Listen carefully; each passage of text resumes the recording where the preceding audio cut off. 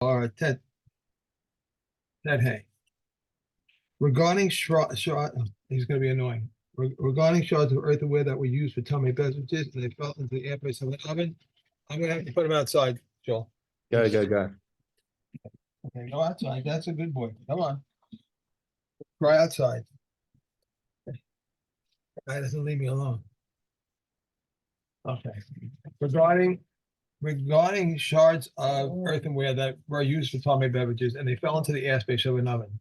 If the oven was heated, it is tummy because the beverages will eventually emerge. And similarly, with new mark. But in the case of old mark, the oven is tahor. And if it is known that the beverage comes out of it, even after 3 years, the oven becomes tummy.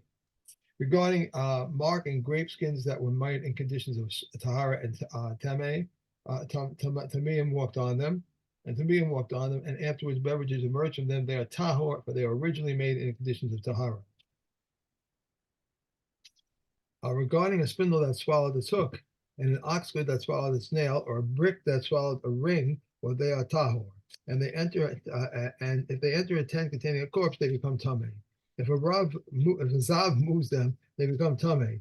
If they fell into the airspace of a tahor oven, they render it tameh. If a loaf of truma touched them, it is tahor. Regarding sarida that is placed over the mouth of an oven surrounded by its sealed cover, if a crack developed between the oven and the sarida, its measure is the width of the mouth of an ox goad that cannot be inserted. The Red Yehuda says if it can't enter. If the sarida developed a crack, its measure is in the width of the mouth of the ox goad that can enter. And Yehuda says even if it cannot enter, if the crack and sarida was rounded, we do not view it as being straight. Rather, its measure is the width of an ox goad that can enter. Okay.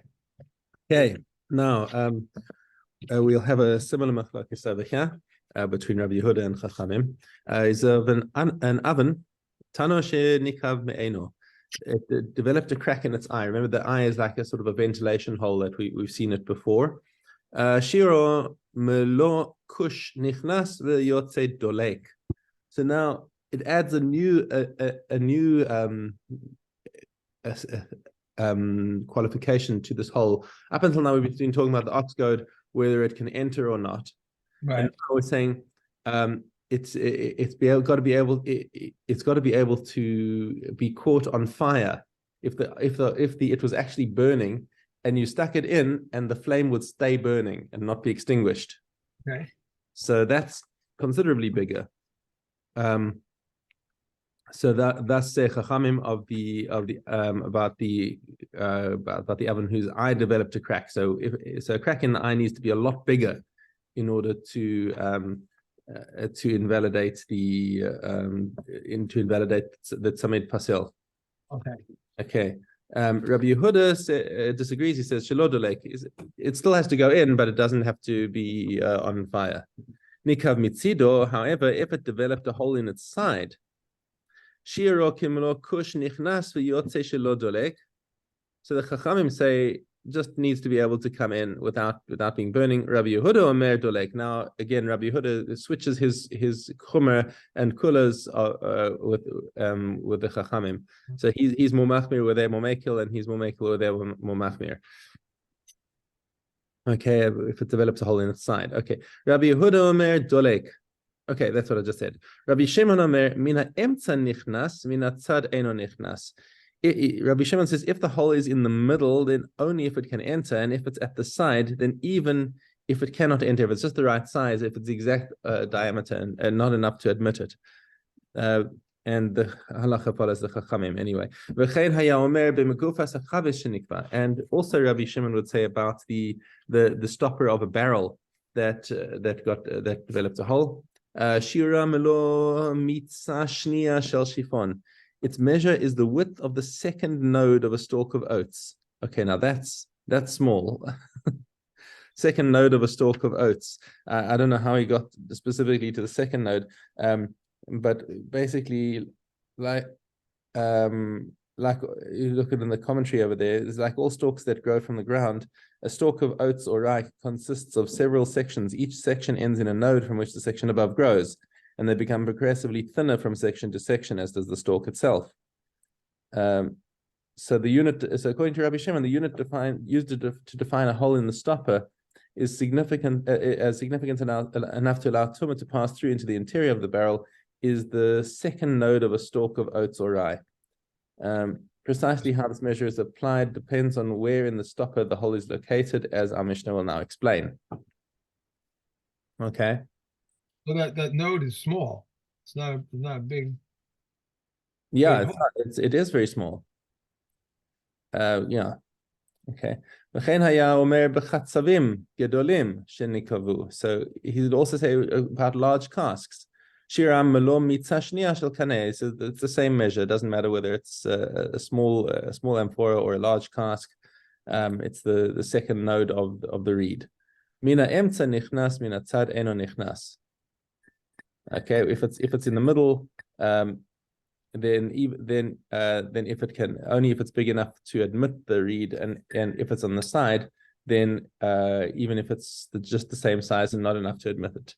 But when are these things said? That's only when the containers were made for wine, because for liquids, remember we have when we were talking about the wholeness of the containers. There previously we were talking about whether the container is considered a full container, that it could even receive tumah. Now our subject of our Mishnah is about samid pasil. If it's sealed, can it keep tumah out? And this is so this teeny little hole that Rabbi Shimon is talking about is only when the containers were made for wine. If it's a liquid, then it's a very small hole that you require. Aval im nasu l'shar mashkin, if they were made for other beverages, afilu kol shehu tameim, then even the most minute size they're tamei. Okay. So if the barrel or cask is used to hold liquids such as honey, milk, or oil, even a very small hole will allow tumah to enter. Why? The reason why the stopper of a container used for other beverages is treated so stringently is that the owner of the container presumably is satisfied with the hole in the stopper, since it exposes the beverage to air, which enhances its flavor. Really? Okay. Interesting. But even the smallest hole in the seal or cover is considered significant if it affords one satisfaction. In contrast, exposure to air causes wine to lose its flavor, so the owner is presumably dissatisfied with the hole in the stopper. So only a hole that is significant in its own right will allow tumah to enter the interior of the container. But when we open a bottle of wine, a good bottle of wine, you let it air out. You let the Yes, air. that's right. That's right. I was thinking exactly of that. But that's only when you're just about to consume it. Well, if you want to store it, long term, you want it to be sealed. Right. Okay. But I'm thinking of like, is it better for honey to be to be exposed to air? I don't know. It doesn't seem right to me from what I know, but at any rate, that was the working assumption at the time of the Mishnah, so that's all we can work with. Okay. Again, but under what circumstances are we talking? That's only if this happened by accident. If all of the above, whether we're talking about the big hole in the oven or the little hole in the cask or whatever, if it was deliberately done by a person, then this definitely invalidates the tzamid pasil, because a person went and actively did it. All that we're talking about is where it happened by accident. Okay, but once a person's diet has come and made a hole in the thing, that ends the tzamid pasil. Nikavu. Okay, if they developed holes. Also, so again, we're talking about the so let's just see the commentary over here. Up to this point, this and the previous Mishnah focused on holes in the covers and seals of utensils. The rest of the Mishnah deals with holes in the body of the utensil itself. As is the case with seals and covers, only a significant hole in the utensil will strip it of its ability to protect itself and its contents from tumah. However, as we shall see, the definition of a significant hole in a utensil differs from that of a significant hole in its seal or cover. This is because the reason only a significant hole in the utensil allows tumah to enter is that the Torah stipulates that corpse tumah enters an earthenware or tumah impervious utensil only through its opening. as it says, any open utensil is tameh. Okay, not through a mere hole in its side, and an insignificant hole is not considered an opening of the utensil. In contrast, in the case of a seal or cover, the basis for distinguishing between significant and insignificant is not that a significant hole is considered an opening, but that such a hole renders the seal or cover deficient, so that the utensil is not considered to be covered and sealed. And an insignificant hole does not have this effect. Okay, so you see that we have a different bar when the kli itself has got a hole, or if the seal or the cover has got a hole. Okay, so now once again we're talking about shiran b'zeitim. As we said when we were talking about removing the tumah from a kli, the same thing goes for invalidating the seal on the kli. Okay, so because once it loses the shame kli, of course, it's neither susceptible to tumah, nor is it able to protect anything inside from tumah in an ohel. Right. Okay, so shiran b'zeitim with foods. Asay lamashkim, shiran b'mashkim, and if they're made for liquids, then the shir is what would admit liquids. Asay lekach lekach matilim asay lechumro b'tzamid pasil v'kones mashke. So the stringency here is on the admitting of liquids. So we're not talking about destroying the kli for tumah, in which case the chumrah is for zeisim. But we're talking about admitting tumah from an ohel, and that's and there the stringency is with liquids because it's a smaller measure, and that would then admit tumah to whatever's inside it. Okay. Right, next Yud Aleph. Elu Keilim Matzilim B'Tzamid Pasil. So the following Keilim are able to protect things inside them with a Tzamid Pasil. Clay Glalim, that's dung vessels, and clay Avanim with stone, clay Adama, or unbaked clay utensils. Clay Cheres, earthenware. Clay Neser is another kind of material which is very similar to Cheres. Atmos Hadag Ba'oro, and bones of a fish or its skin. Imagine making something out of that. I guess out of shark skin you could do something like that. Okay. Atmos Chaya Shibayam Ba'ora, or any creature that comes from the sea and its skin. So whale skin, dolphin skin. I don't like to think about that, but nevertheless. The clay Eitz HaTohorim, or also wooden utensils. Any of these must be, if they are tahor, then you can make a tzamid pasil around them. You probably make water, what do you call them? Water bags. There's another word for it though. Out of like shark skin. So it would hold it. Do they? I don't know. I would think they would. And then it was like skins of an animal. I know they make them out of leather. I don't know. I've never heard of I've never heard of making anything, frankly, out of shark skin. Belt. Not an intent, but a belt. Shark skin belt. Shark skin belts, really? Yeah, they have them. I'm pretty sure I've seen them around somewhere. Could be wrong, but okay. There we go. All right. And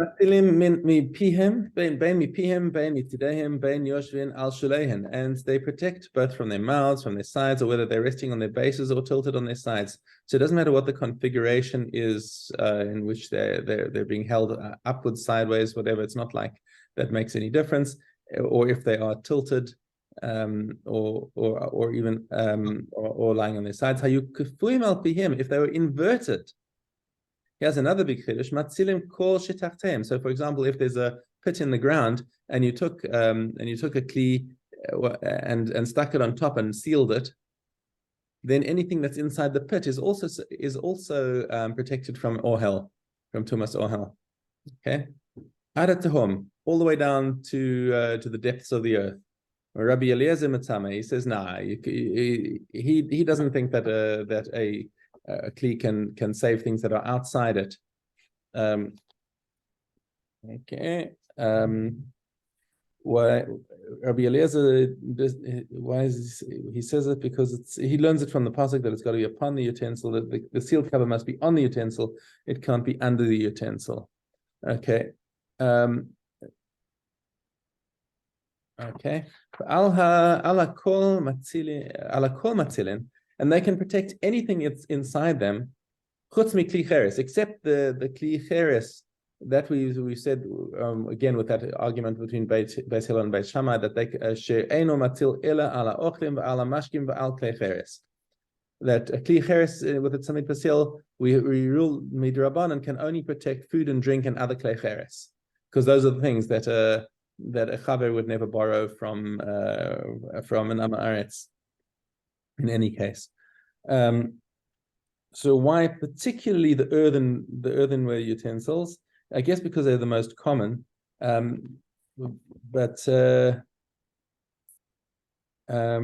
why didn't they extend that to other Keilim, like so the other materials that we mentioned? I remember like wood. Wood is something that can become tameh. So I wonder why they didn't extend this to wooden utensils. The other ones are actually impervious to tumah, for dung and stone and clay, and bones of fish and sea creatures and things. Those are the things that are completely impervious to tumah.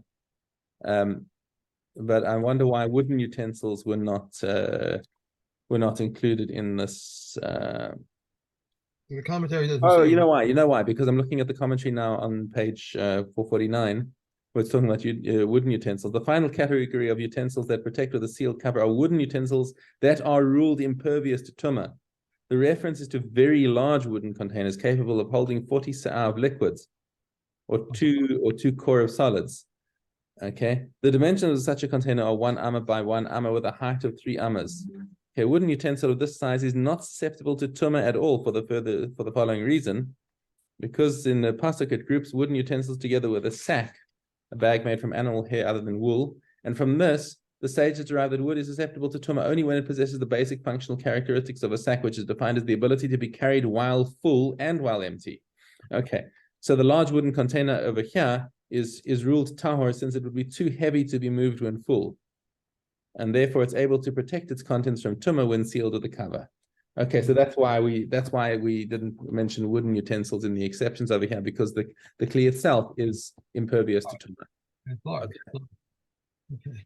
Nice. If you look up sharpskin clothing, there's sharpskin suits, and all kind of things.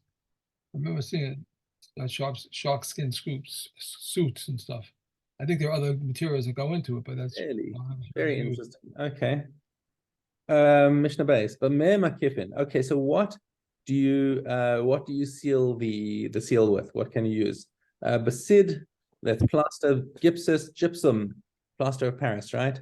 Zephes, with pitch, with shava or wax. Tit is tit is with mud. Tsoa is dung. Chomer is mortar. Charsis is crushed shards.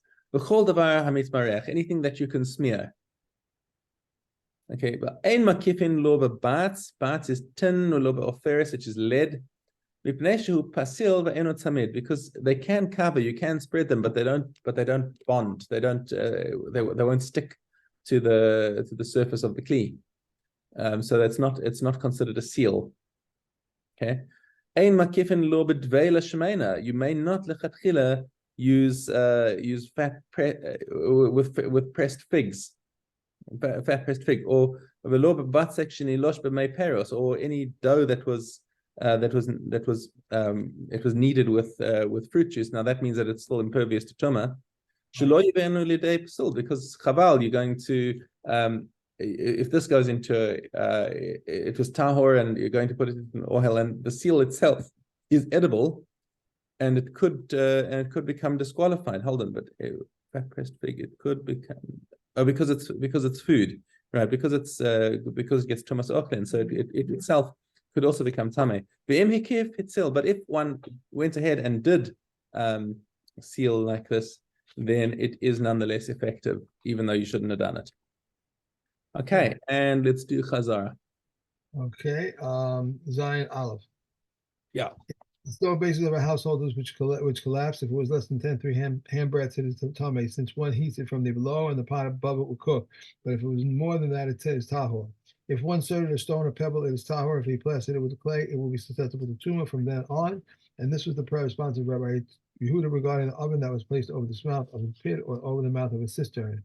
A shelf that has a receptacle for pots is tahor as a stove, but is tamei as a utensil with a receptacle. Regarding the size, that which touches the walls is not tamei as a stove. Regarding this wide size, Meir was a tahor and Rabbi Yehuda was a tamei. The same applies if one turns over a basket and builds a stove on it. The stove that's split along its length is tahor, but if it's split along its width, it is tamei.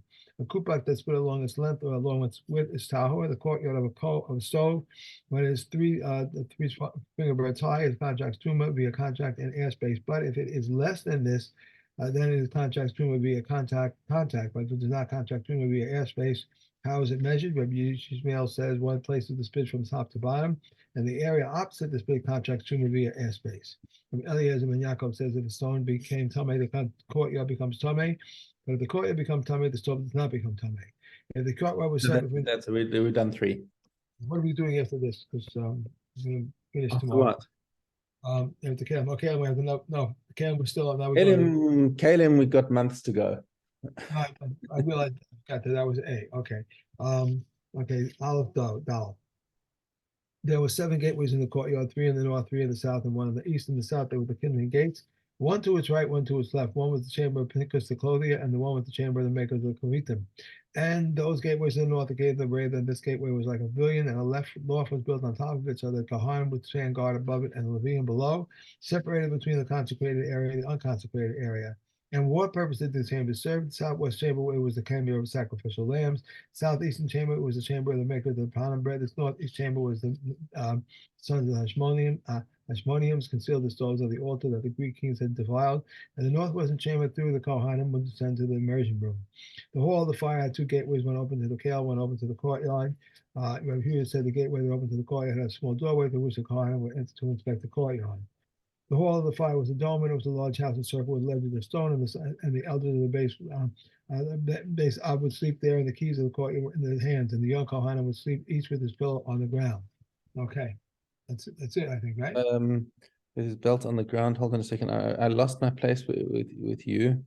That was oh, you skipped a page. Because you've gone 2 Mishnayos further than we should have gone. So I can only guess that you must have skipped. Did you? No, I don't think so. I finished Zion and I went to Chet. Right, because we should have finished on Vav. I think. Am I just let me see where I kind of lost I lost the plot over there. I'm just consulting my website now. So we should have finished Midas today at Aleph Gimel. Wait, no, at Aleph Vav. Yeah, so we should be doing Zion tomorrow. Okay, sorry. Okay. Okay. Yeah. All right. You went fast, and I was just moving my bookmark, and I got back, and I couldn't find you. Okay. Okay. Al Zion. If he does not wish to redeem him, was decapitated with a large knife from behind and buried. The precept of redemption takes precedence over the precept of decapitation, as it states, and you do not redeem it, you shall decapitate it. The precept of Yud takes precedence over the precept of redemption, as it states, who did not designate her, he shall cause her to be redeemed. The priesthood of Yibum takes precedence over the priesthood of Kalitza on the early days when they would intend to perform Yibum for the sake of fulfilling the precept. And now they do not intend to perform the Yibum for the sake of fulfilling the precept. They said the precept of Kalitza takes precedence over the precept of Yibum. The precept of redemption is on the owner. He takes precedence over the other person. As it is said, if it is not redeemed, you should not be sold for its valuation. One who buys the fetus of a cloud belonging to a non-Jew or sells one to him, even though it is not permissible, for he enters into a partnership with him, he receives a cow from him to hold, or gives one to him to hold. It is exempt from Bechor's laws as it states in Israel, but not in others. Kohanim and Levites are liable. They were not exempted from the Bechor law of kosher animals. They were exempted only from the redemption of the son and from the law of the firstborn donkey. All consecrated animals, permanent blood, preceded their consecration and were redeemed or subject to the laws of Korah and the gifts that do the Kohen. They revert to mundane status, even to the extent that they may be shorn and put to work, or their offspring and their milk are permissible after their redemption. One who slaughters them outside the temple is not liable. They do not affect Truma, Tamora, and they do if they die prior to their redemption, they may be redeemed, excepting for the Bakor and the Meister offering. Gimel. That's it. No, okay. No more. Oh wait, hang on. We just did. I had to do Gimel. You have to do Gimel? wait a second. This is Bechoros. Wait, again, I'm not on the right page. No, you don't have to do Gimel. Okay. Okay. That Olive. One who died on the sons and daughters when there was much property. The sons inherit, the daughters supported when they are little property. The daughters are supported, and the sons must go to begging. Adam says, because I'm a male, I lose. And Rabbi Gamliel says, I approve Admon's view. Base. If he left sons, daughters, or a tumtum, when there is much property, the males can relegate him to the females. If there's little property, the females can relegate him to the males. The one who says, if my wife bears a male child, let him take 100 zuzim. If she bore a male, he takes 100 zuzim. If a female, let her take 200 zuzim. If she bore a female, she takes 200 zuzim. And he said, if a male 100 and the female 200, so she bore a male and female. The male takes 100, the female takes 2. And if she bore a tumtum, he does not take anything. If he said, whatever my wife bears, let him take, he takes it. If there's no other heir but him, he inherits everything. If he left sons who are of age as well as minors of those who are age improved the property is improved for them, for the common estate. If they said, see what our father left us, we shall labor and eat for ourselves, they have improved them for ourselves. Similarly, a life who improved the property is improved them for the common estate. If she said, see what my husband left me, I shall labor and eat for myself, and she has improved them for herself. Okay.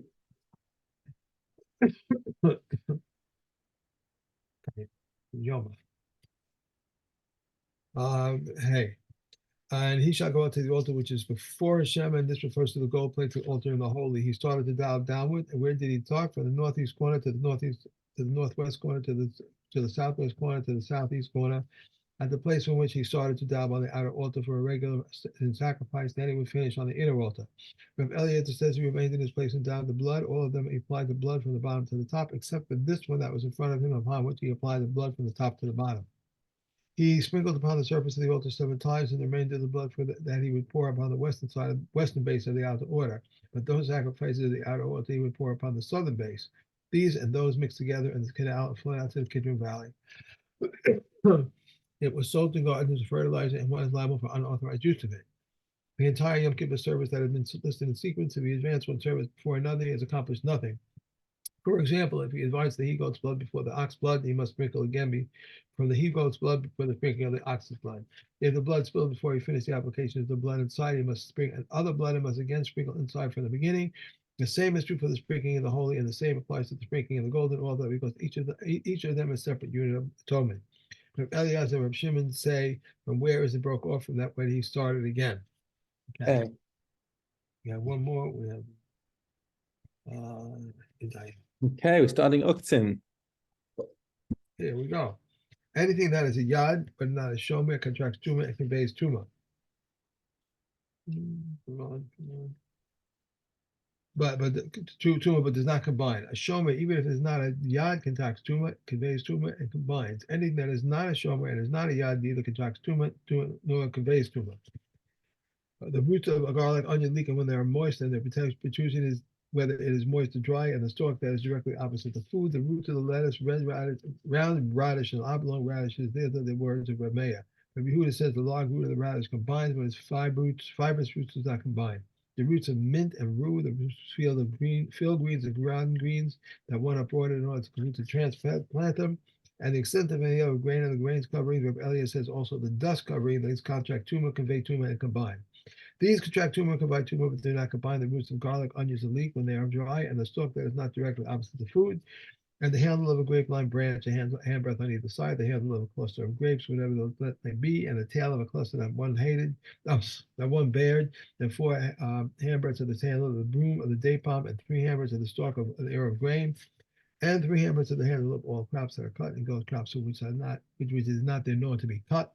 Their handles and their roots, whatever their length may be the bristles of ears of grain. These contract tuma and convey tuma, but they do not combine. Okay. And we are. Okay. All right. Have a great. You guys are done now, right? I'm gonna go now. Okay. Have a great Shabbos. Enjoy. Thank you. Shabbos. Bye.